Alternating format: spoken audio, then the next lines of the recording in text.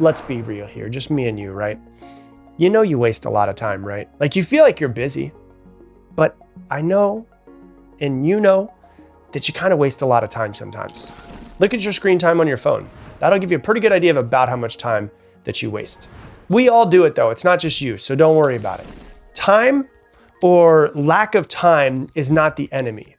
It's really lack of focus and lack of priority that is really the biggest enemy here.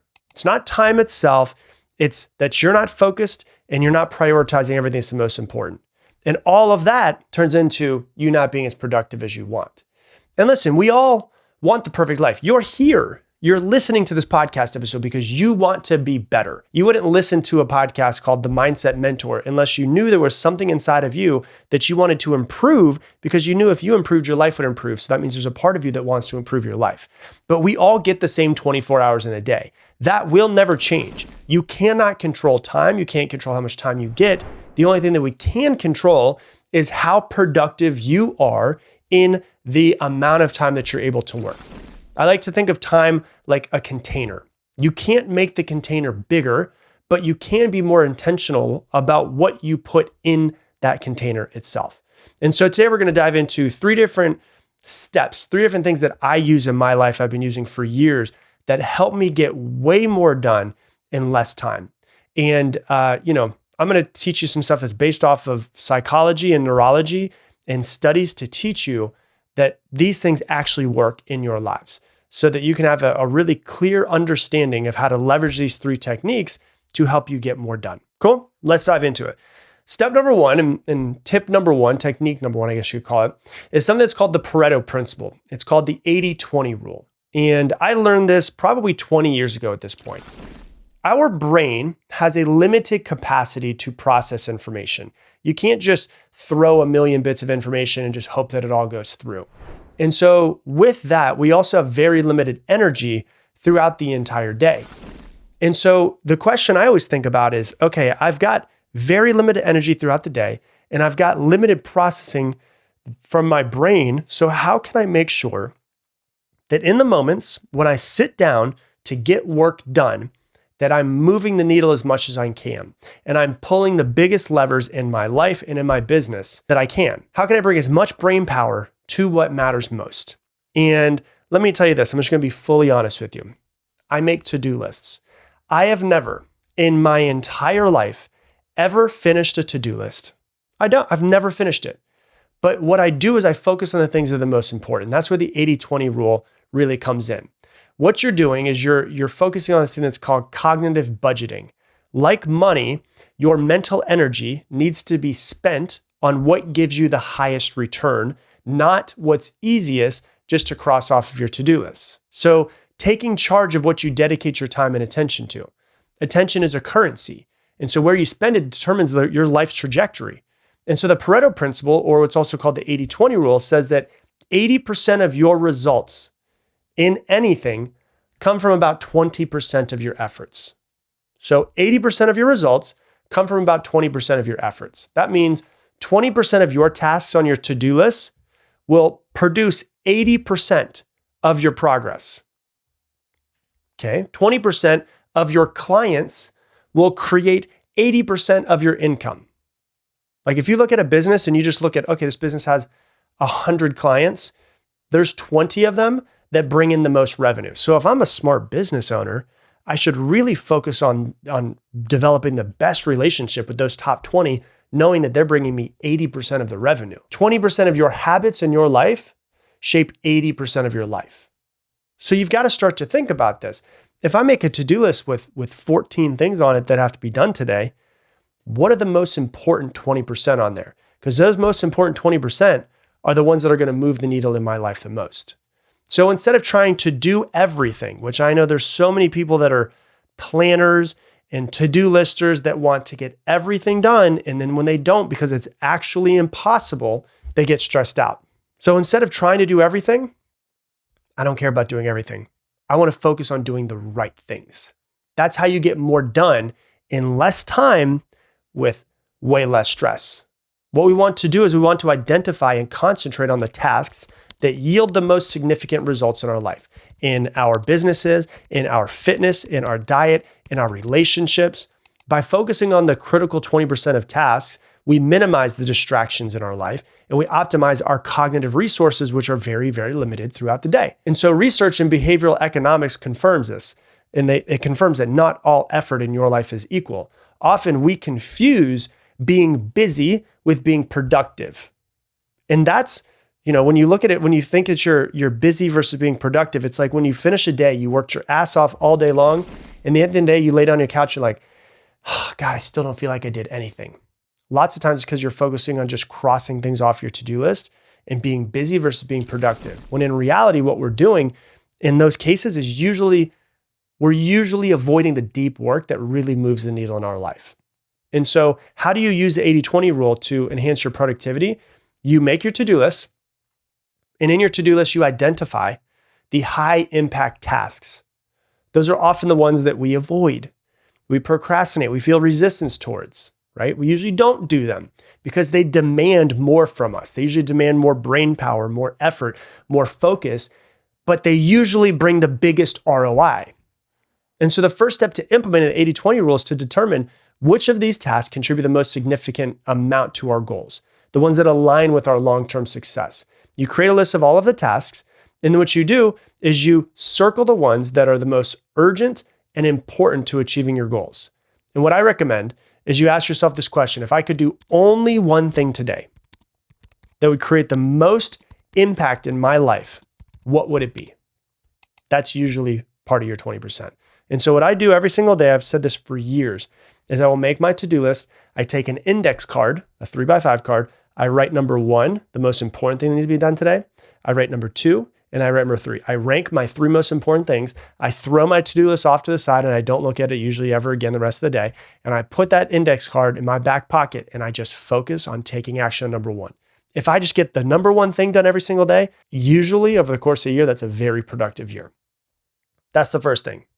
Make sure you're prioritizing correctly using the 80-20 rule. The second thing is something that's called batching. Batching is really taking things that are kind of like very similar or the exact same thing and doing them all at once, like once a week, putting them all together. Because your brain, what happens is it thrives on rhythm. When it gets into a flow, it wants to stay in that flow. And when you're batching and putting all of these tasks together, and I'll explain exactly how to do this and what it means, it reduces something that's called context switching, and it protects your deep focus zones that you get into. So for me, creating content is one of the things that is most important for me. Creating these podcast episodes, creating reels for Instagram, and creating anything else that we need to create for my business and marketing and all of that. So I want to focus on putting as much effort as I can. I want as much of my brain power as I can into that. So today, woke up, did my morning routine, did everything that I needed to with the family, with the baby, all that stuff. And then I plan 2 podcast episodes back to back. And then I record 2 podcast episodes back to back. And then if I need to record reels, I'll usually plan and record 4, 5, 7 reels for the day and then record them. Because when I'm in that creative headspace, I want to stay in that creative headspace versus record a podcast episode today and then record another one on Wednesday and record another one on Friday and record one on Saturday. I'm like, no. I want to take my energy since I'm in this flow and continue to stay in the creative space. So that's what I do for my creativity. For times when I need to sit down and work and really get things done and have Zoom meetings, that's usually the way. Like my Monday, Tuesday is my coaching sessions that I have for like Mindset University and all of that. And also my Zoom calls with my team. My Wednesday, Thursday, Friday are my creative days to create stuff. And the energy tends to flow better when you do that. So maybe you don't have work days and then creative days, but what would you be able to batch together? What would you be able to use? Because your ideas kind of stack. And when you do that, your execution becomes easier because you're not going from this thing to another thing to another thing, and they're all completely unrelated.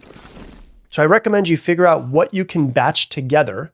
And then what you do is you spend as much of your time as possible in that deep work, working on just a couple things that are all very related. And it just allows your brain, because creativity is one part of your brain. Focus and execution and being productive and thinking about business and numbers and analytical is another part of your brain. How can you use parts of your brains batch them all together to get things done. So that's number 2, is to batch. And then number 3 is when you're sitting down to work, use something that's called the Pomodoro Technique. The Pomodoro Technique is very, very simple. You sit down, you have a timer. If you've ever been on a Zoom call with me, I usually show it. I have a timer that lives on my desk, and the timer will time for 25 minutes. The Pomodoro Technique is 25 minutes on, 5 minutes off. 25 minutes on, working on one thing and one thing only, 5 minutes off. And the reason why is because this is the thing that's called single tasking. People think that they should multitask. People are like, I'm a great multitasker. There's really detrimental effects of multitasking. There was a study that was done by researchers at Stanford University that found out that people who are heavy multitaskers actually perform worse on tasks that require attention and memory than those who focus on one task at a time. And the reason why is because their brains struggle to filter irrelevant information, and they're more likely to make mistakes, even when they thought they were being efficient. And so when you look at multitasking is you switching from one task to another. You're never doing 2 things at the exact same time because your brain can only focus on one thing. So when you do the Pomodoro Technique, what you're doing is you're going, okay, I'm going to focus on one thing and bring as much of my brain power as possible to getting this one thing done. Would you really want to bring 50% of your brain power to trying to do something? No, you want to bring 100% of your brain power. How do you do that? You focus on one thing and one thing only. So what I recommend is you sit down at your desk, if you're going to do some deep work for a Pomodoro Technique, and you sit down at your desk, you put your headphones on, you have your coffee, you have whatever it is you need, you put your headphones on, you're noise canceling, you zoom out of the entire world, and you're literally just in this one thing. And all you start doing, you put on your timer, you work for 25 minutes on that one thing, and then take 5 minutes off. Here's what's really important. The reason why it's important to take 5 minutes off is, first off, the first couple times that you do this, I will tell you, it was a complete struggle for me to get to 25 minutes without my brain wanting to go everywhere. My brain would want to go here and here, and oh my God, I got to do this, and I got to text this person back, and I've got to make sure that I do this thing. What you're doing is you're trying to train your brain to shut the hell up, right? Like our brains are so all over the place. And so when you first try to take your brain and say, sit down and do one thing, your brain's going to fight. It's like a monkey that just wants to throw crap all over the place. And you're like, nope, you got to sit down. It's the same way that you train a dog. Dog pees inside, you take him outside. Pees inside, you take him outside. You do this enough times that the dog goes, oh, okay, I pee outside. The same way where it's like, oh, when I sit down to work, my brain eventually goes, oh, okay, yeah, that's what we're doing. We're being productive. And what you're doing is you're doing 25 minutes on, 5 minutes off. The 5 minutes off, you don't want to look at your phone. The best thing that you can do is try to rest your brain. How do you do that? 2 ways to do that. Go outside, sit on your backyard furniture or sit on a park bench, whatever it is, and just allow your brain to wander. Just look at trees, just do whatever it is that you can do. Next best thing that you can do is just close your eyes and just do some breathing for 5 minutes until your timer goes off. You're giving your brain a full-on rest in those in-between stages. Full-on rest. The worst thing you could do is look at your phone. There's a whole lot of reasons why. I write about it inside of my book of the reasons why you shouldn't look at your phone in the in-between time of a Pomodoro Technique. But 25 minutes on, 5 minutes off is what you should know. Then you can go into something that I put inside of my book that's called Pomodoro Plus. It used to be a struggle for me to get to 25 minutes. Now I can breeze to 25 minutes.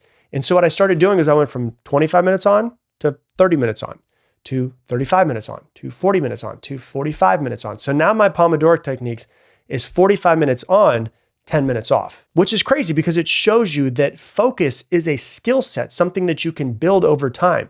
And that worked exactly for me. It was hard for me to get to 25 minutes. Now 45 minutes is usually my sessions that I do. You're focusing on one task and one task only. Multitasking is not a skill. And the more that you do it, the more that you fragment your focus and dilute your results. And so if you want to be more focused and get more done, focus on these 3 things. Number 1, the 80-20 rule, the Pareto Principle, 80-20. 20% of what you do brings 80% of your results in your life. 20% of the actions you take bring you 80% of your money. The second thing is you batch as many tasks that are similar as you possibly can. And the third thing you should do is use a Pomodoro technique to make sure that you focus as much of your brain power to getting your most important things done anytime that you sit down to get them done. Hey, thanks so much for watching this video. YouTube thinks out of all of the stuff you've been watching recently that this one right here is going to connect with you the most. You should watch this. It's perfectly crafted for you. And if you want to make sure you subscribe and not miss any more videos, click that link right there.